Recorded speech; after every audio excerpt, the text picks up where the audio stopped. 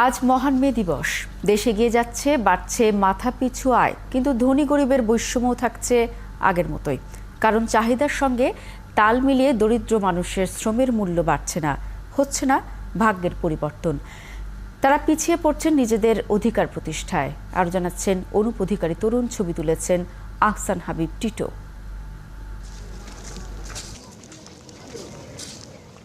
ঠাটা রোদ, আকাশে জ্বলন্ত সূর্য, তাপমাত্রা ৪২ ডিগ্রি সেলসিয়াস।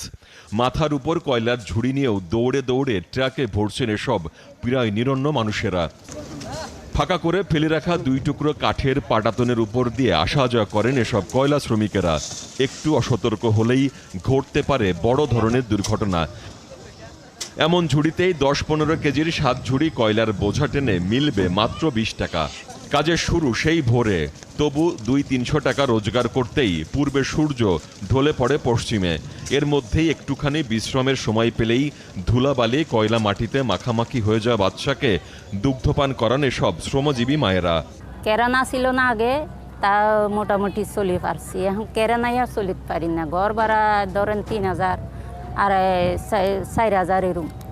তাই এখন তো একটা মাঝে আহে, মাঝে মধ্যে কাম বন্ধ থাকে। বিকাশে কম খরচে ক্যাশ আউটের লিমিট বেড়ে ৫০,০০০। প্রিয় এজেন্টও ২টা।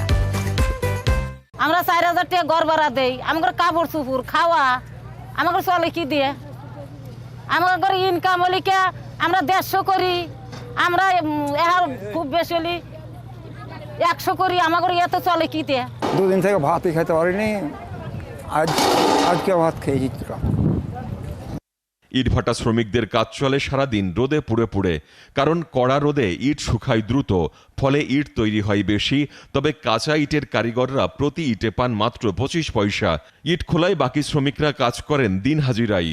কষ্ট আছে, ১২ মাস কাজ করি তো পারা যায় না। প্রায় ৯ ঘন্টা কাজ করতে হয় সারাদিন। হ্যাঁ, রোদের মধ্যে অনেক কষ্ট করি। ইট শ্রমিক কামরুন নাহারের কষ্টটা আরও বেশি। ১১.৫ বছরের ছেলেটি মারা গেছে, তাও ১৬ বছর হয়ে গেল। একমাত্র মেয়ে পড়ে ক্লাস 10-এ। স্বামীর আয় তেমন না, ফলে স্বামী সন্তানের মুখে দুমুঠো অন্ন তুলে দিতে বাধ্য হয়ে রাস্তায় ইট ভাঙছেন। বললেন, এক ট্রাক ইটের খোয়া ভাঙলে আয় ৪,০০০ টাকা, কিন্তু তাও ভাঙতে লেগে যায় তার ১ থেকে ১.৫ মাস সময়। আগের মতন হয় না, এখন খোলা বেশি নে। আর আগে যখন আমাকেও মাহাজনের খোলা আসিল, বড় শাস্ত্রে খোলা আসিল না, ২-৩টা খোলা আসিল, তখন মনে করো দিন চবুরাত বেচা কিনে আসলো, আর এখন নাই।